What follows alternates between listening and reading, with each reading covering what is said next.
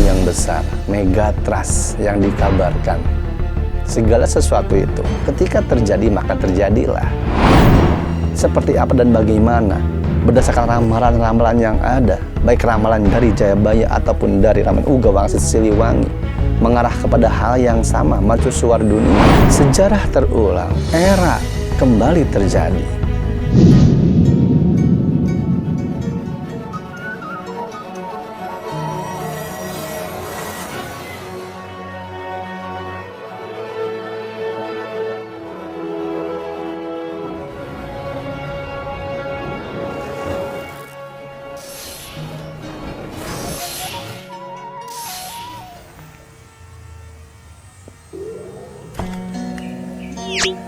Assalamualaikum warahmatullahi wabarakatuh.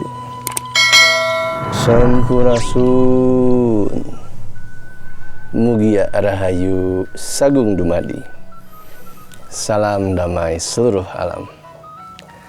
Alhamdulillah wa syukrulillah wa ni'matillah. Rahayu, rahayu, rahayu, rahayu kersaning Gusti. Semoga seluruh makhluk berbahagia. Kita berjumpa lagi dengan Sareja Rahasia, teman-temanku, saudaraku sekalian seluruh Nusantara dimanapun Anda berada, lintas suku, agama, adat, budaya, ataupun kebangsaan dan kenegaraan masing-masing. Salam hormat dari Reja Rahasia, perantara kata-kata.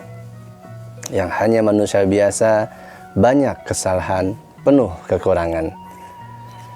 Apa yang akan saya sampaikan di konten kali ini mengenai hal yang sudah sering kali disinggung atau dikabarkan oleh para youtuber-youtuber yang lain, atau oleh pinesepuh-pinesepuh, atau oleh orang-orang yang memiliki mata ketiga, mata kebatin, ataupun kasaf yang terbuka. Saya pun pribadi sudah sempat menyinggung atau membahasnya, baik di 2020, 2021 sudah disampaikan.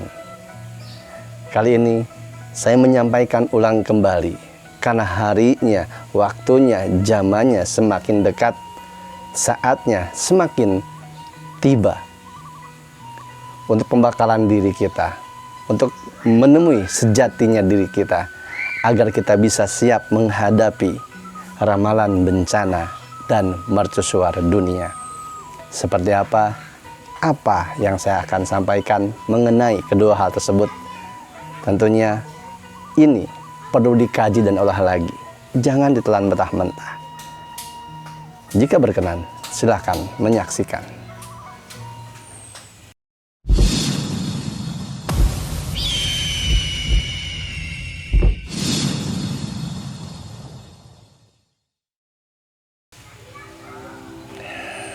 Alhamdulillah wa syukurillah wa ni'matillah. Terima kasih teman-temanku, saudaraku sekalian seluruh Nusantara dimanapun Anda berada.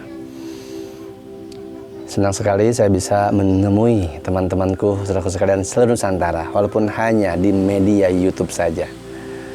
Jika leluhur merestui dan Allah Sang Pencipta Jagat Raya Semesta menghendaki waktunya kita bertatap muka, kita saling bercengkrama, mengobrol bersama, ngopi, diskusi dalam satu tatapan, satu ruang, satu pemahaman, dalam satu situasi dan kondisi yang sudah ditentukan, maka tidak ada yang bisa menahannya lagi, tidak ada yang bisa memundurkannya lagi.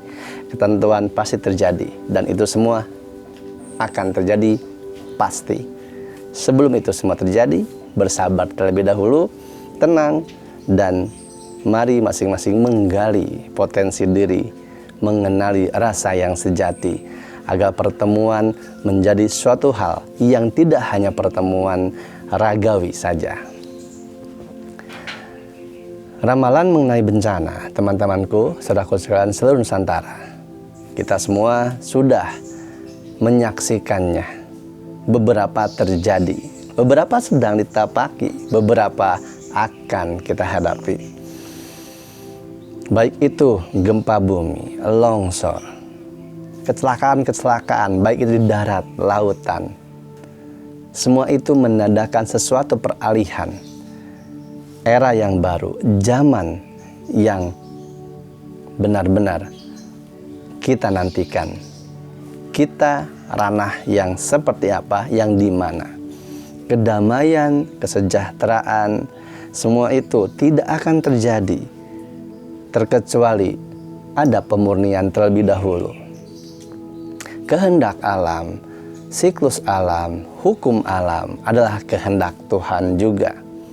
Ketika kita menyaksikan apa yang terjadi pada alam, apa yang terjadi kepada diri manusia itu sendiri, maka disitulah kita bisa menerima, memahami, menyaksikan, dan juga mengetahui keesaan, kebesaran, kekuasaan Sang Pencipta.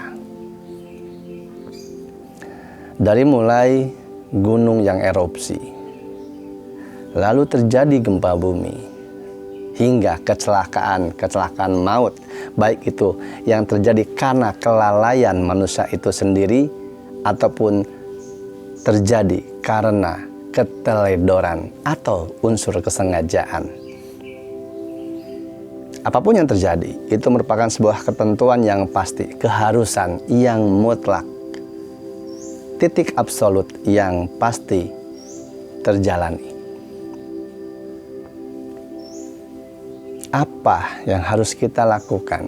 Apa sikap seperti apa yang harus kita berikan ketika semua apa yang dikabarkan, baik kabar melalui manusia itu sendiri atau melalui sanubari basiroh sir rasa cipta karya yang didapatkan dari Nur Ilahiyah Guru Sejati itu sendiri.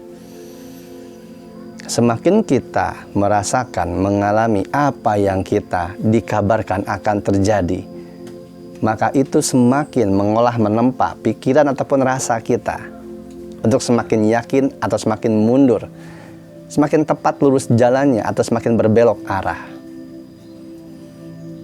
Tenang saja, santai saja, rileks saja. Ketika kita mampu mengenali diri yang sejati, sanubari yang murni, nurani yang aktif, selaras antara nalar, naluri dan nurani, maka tidak ada apapun yang terjadi di muka bumi yang bisa merusak kesejatian diri, ketenangan jiwa, kedamaian fikir. Tsunami yang besar, megatrust yang dikabarkan, segala sesuatu itu ketika terjadi maka terjadilah. Kita memang wajib untuk bertanggung jawab menjaga sesuatu tidak terjadi, tapi hanya pada ranah usaha menjaga, berupaya. Setelah upaya pun kita lakukan dan itu masih terjadi, maka itu ketentuan titik absolut yang pasti. Yang paling penting, yang paling utama adalah menemukan diri sendiri, menemukan kesejatian dalam diri, ketenangan yang diperoleh benar-benar oleh sanubari nurani, nalar kita, naluri kita seimbang dan selaras. Di mana keselarasan itu terjadi ketika kita bisa menekan ego diri, memahami, memaklumi, menghormati apapun siapapun, baik secara pemahaman pribadi intelektualitas maupun spiritualitas, bahkan ke supranatural sekalipun. Mulai dari kenali pentingnya diri, peran diri untuk diri dalam kehidupan, tapi jangan kelewatan, jangan melampaui batas, jangan terjebak ranah ilusi diri paling berarti, diri memegang peranan dalam kehidupan dunia tatanan tata surya semesta yang sungguh sangat luas.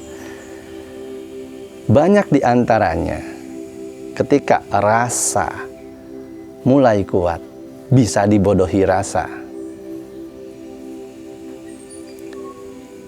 Perjalanan kehidupan, perjalanan spiritualisme itu diseimbangkan dengan nalar terlebih dahulu, diukur intelektual dengan pondasi yang kuat.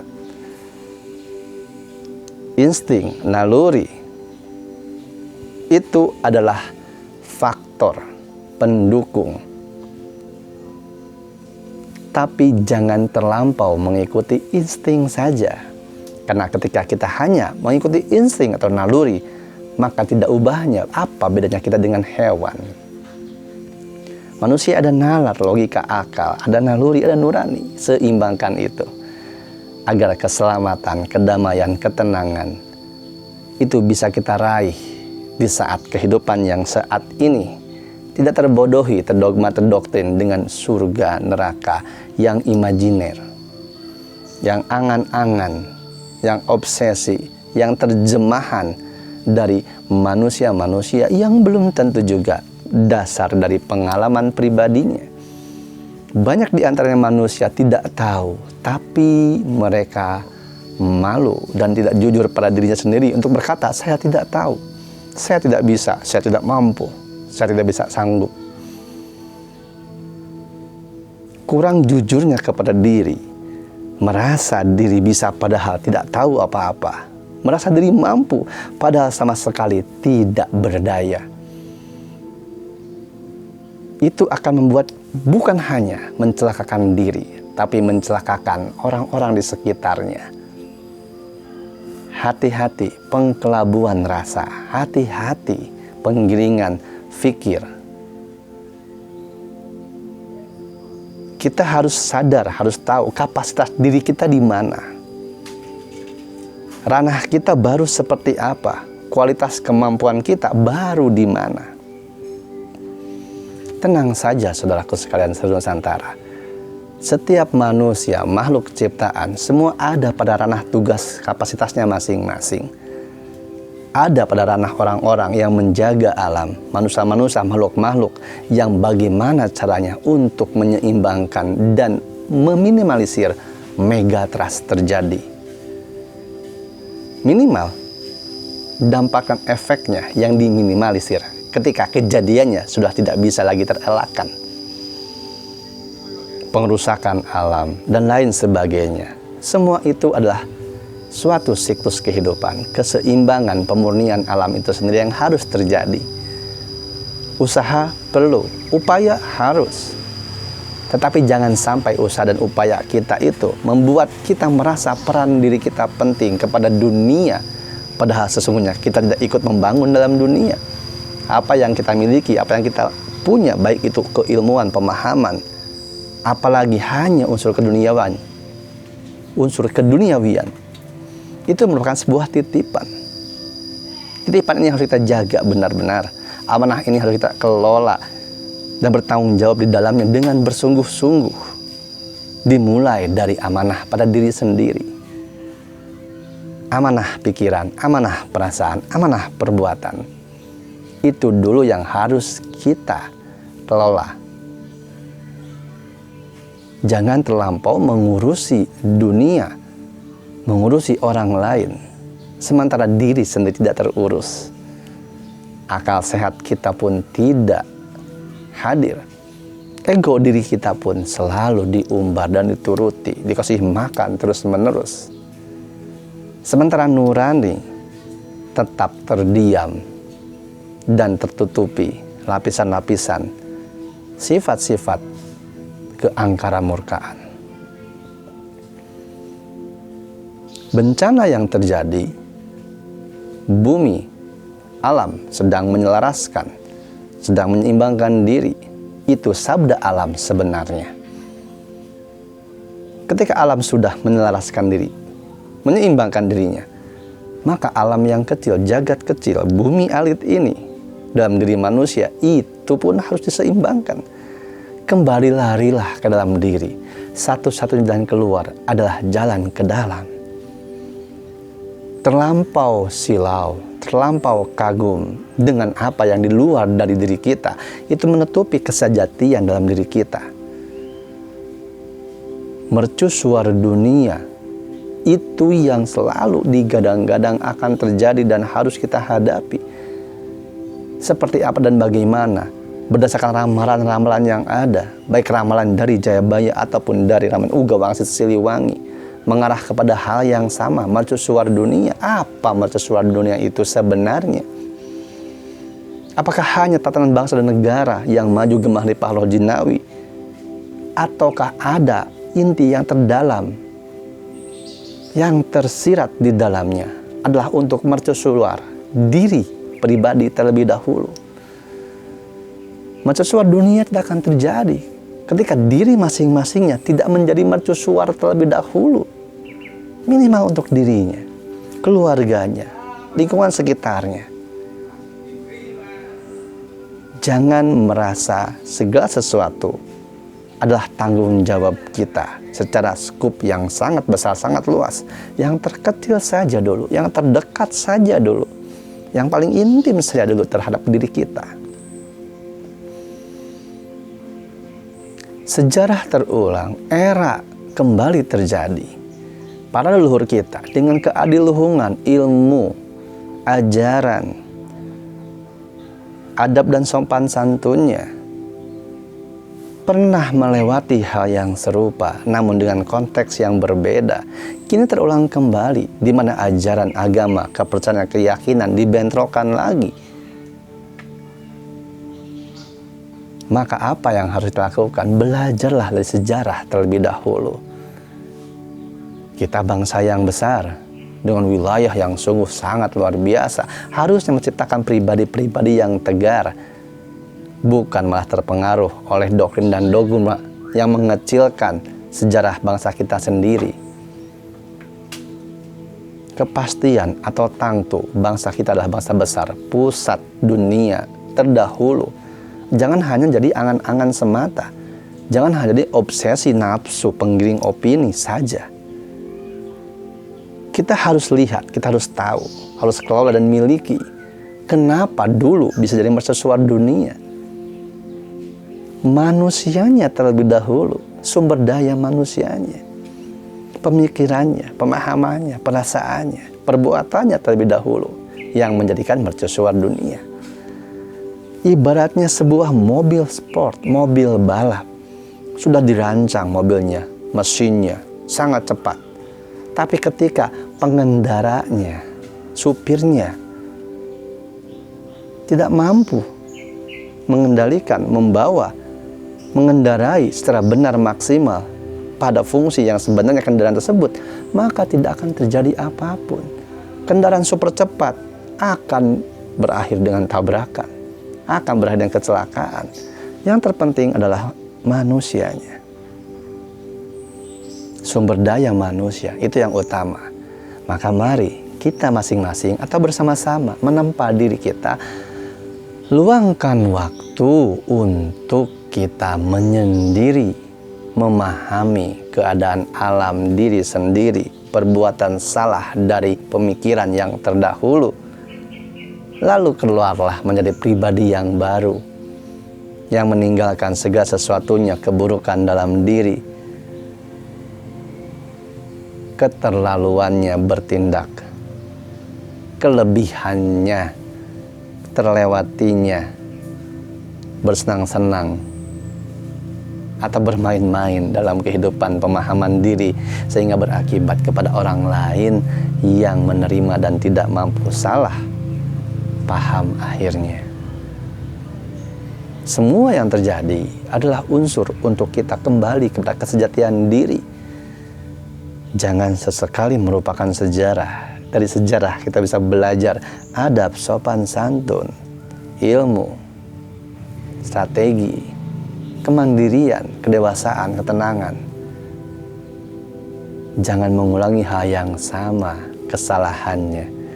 Jangan membawa sistem-sistem dari luar, pemikiran-pemikiran dari luar, kelompok-kelompok bentukan dari luar yang sudah terbukti di luar sana itu gagal. Kembalilah kepada ajaran sistematis leluhur kita. Leluhur kita adalah leluhur surgawi, yang dimana Aristoteles, Plato menyebut nama Atlantis, tanah surga. Inilah tanah surga.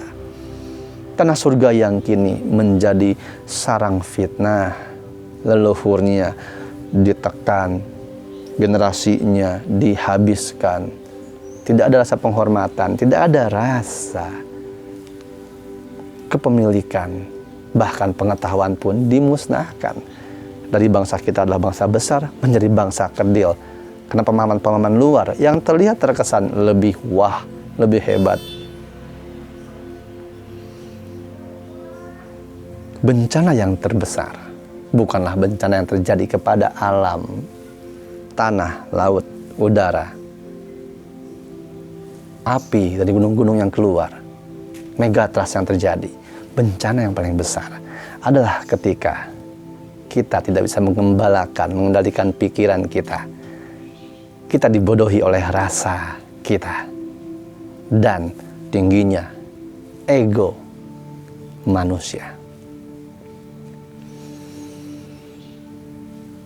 Semoga kita semua bisa meneladani sifat-sifat, ajaran-ajaran leluhur kita sendiri. Mulai dari menghormati, mengetahui, mendalami, memaknai, lalu terapkan ke dalam diri. Sungguh sangat luar biasa ketika kita benar-benar mengenal, mengikuti ajaran leluhur kita sendiri. Semoga ini bisa dicerna, diterima, dan dikaji lagi melalui olah rasa, olah pikir masing-masing pribadi dengan pemahaman, pengalaman yang juga sendiri-sendiri. Semua untuk kesejatian diri. Semuanya kembali kepada diri yang sejati. Maka sudah cukup kita mencari, melihat keluar dari diri. Kenali dirimu, kau akan mengenali Tuhanmu. Kenali dirimu, kau akan mencintai leluhurmu. Kenali dirimu, kau akan memiliki kesejatian dan mercusuar dirimu. Tetap jaga hati, jaga pikir, jaga rasa, dan jangan takut. Sampai ketemu lagi. Wassalamualaikum warahmatullahi wabarakatuh. Salam damai seluruh alam.